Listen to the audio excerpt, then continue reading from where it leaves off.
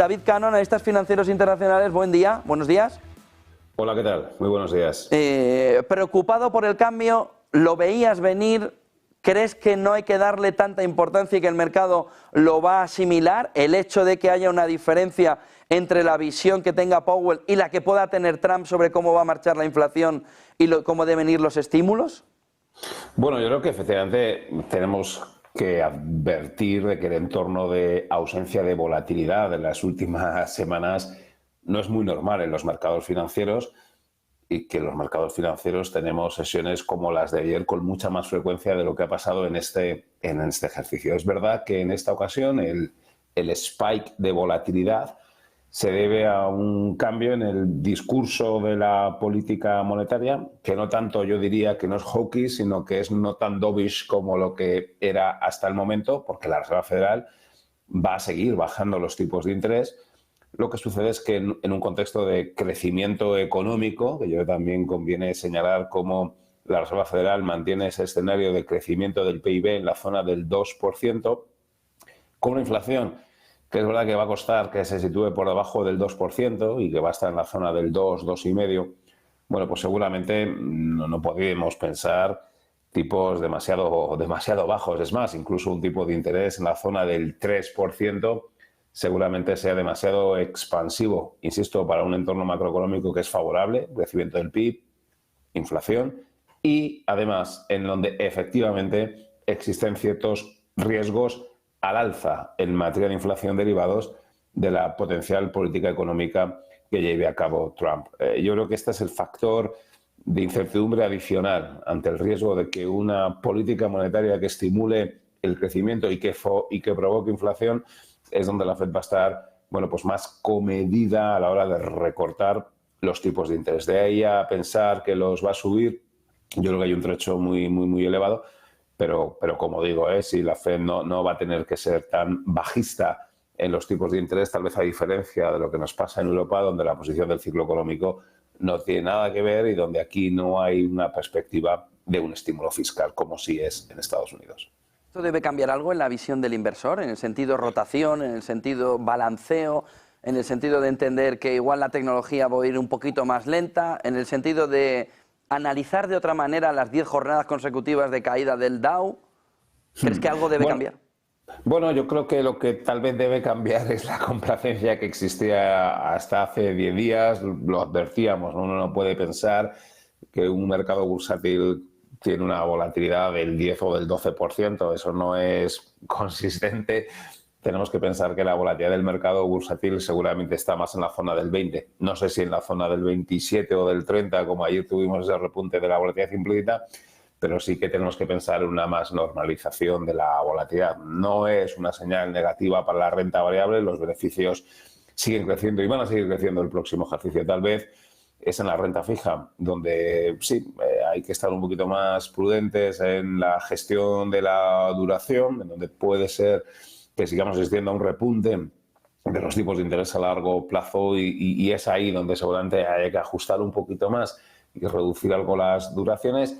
Y por último, sí, en el dólar, ¿no? Lo habéis comentado, como el dólar ha vuelto a apreciarse y si se mantiene y se amplía el diferencial de tipos de interés entre el dólar y el euro, bueno, pues no tenemos que descartar que el dólar siga apreciándose y que se sitúe incluso por debajo de la paridad, ¿no? Por lo tanto, reforzar la idea de que hay que estar sesgados hacia dólares, destacar la idea de que la volatilidad bursátil de los últimos meses pues no era habitual o no era la normal y esta es un poquito más en línea con lo que son lo habitual en renta variable y sí esperar un poco antes de alargar duraciones en deuda pública de Estados Unidos porque sí podríamos seguir asistiendo a repunte de los tipos de interés del tramo largo en las próximas sesiones.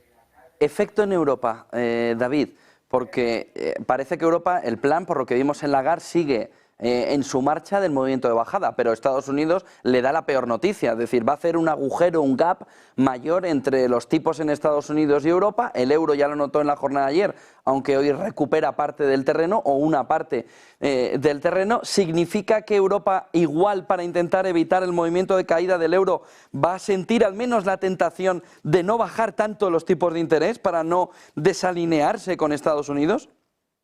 Está claro que el hecho de que la Fed vaya a bajar menos los tipos de interés, en principio, puede condicionar el margen de recortes del Banco Central Europeo y lo tendrán, desde luego, sobre la mesa, cómo condiciona sobre el BCE lo que haga la Reserva Federal de Estados Unidos, porque efectivamente, si se amplía el diferencial de tipos, el euro se va a depreciar más y eso puede introducir algo de inflación en la zona euro. Sin embargo, es tan débil la situación de la economía europea. Previsiblemente en los próximos meses va a seguir débil, más aún si se imponen aranceles, que no debería evitar ese recorte de los tipos de interés del Banco Central Europeo, que aquí sí debería situarlos en la zona del 2% o incluso por debajo y, por lo tanto, ampliándose ese diferencial de tipos de interés, que es un poco ese argumento que puede llevar a pensar que el dólar va a apreciarse contra el euro y de ahí ese posicionamiento más largo en dólares. Por lo tanto, sí, claro que al Banco Central Europeo pues, no le viene bien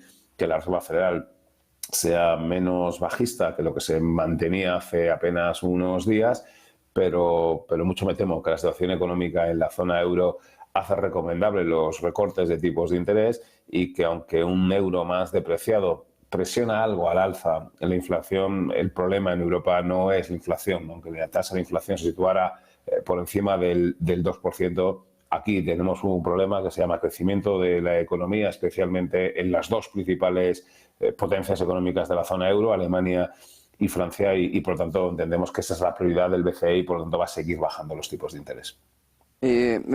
Tu opinión profesional, claro, y si no la de AFI, lo que tú quieras. ¿Crees que Trump es inflacionista? ¿Crees que el movimiento de medidas fiscales, que también va a venir con un movimiento de recorte, ¿no?, de gasto, va a provocar un movimiento inflacionista en la economía estadounidense, ya sea vía empleo? ¿Qué crees que va a pasar? Sí, al final, desde luego, hay un riesgo de que repunte la inflación por varios motivos. Uno, porque hay, pues previsiblemente un estímulo en materia fiscal vía reducción de impuestos y eso, pues evidentemente, si es bueno para el crecimiento económico, ceteris paribus, supone un riesgo al alza en inflación, más en una economía que presenta un dinamismo económico que no está nada mal, que presenta cierta presión en el mercado laboral, que presenta cierta presión en los servicios, ¿no? Por lo tanto, ya solo un estímulo económico en la posición del ciclo que tiene Estados Unidos supone un riesgo al alza en la inflación. En segundo lugar, la imposición de aranceles es sí o sí inflacionista. Al final, si los aranceles provocan un incremento de los precios de los bienes que se consumen en el interior, que se importan, pues evidentemente eso va sobre la tasa de inflación y eso son matemáticas. Y en tercero, ya más medio y largo plazo, si se va imponiendo esta desglobalización, si se va imponiendo, pues ir dando pasos atrás en la globalización de los últimos años, que ha tenido efectos negativos, evidentemente, pero uno positivo ha sido una menor tasa de inflación a nivel mundial, pues evidentemente esa tendencia también supone un factor de riesgo al alza en materia de inflación, ¿no? Por tanto, sí, la política económica que ha preanunciado Trump, si finalmente se materializa, sí es un factor de riesgo al alza en la inflación. Muchísimas gracias por toda esa fotografía, David Cano. Gracias. Buen día y buen negocio y buena Navidad. Gracias a vosotros. Feliz Navidad.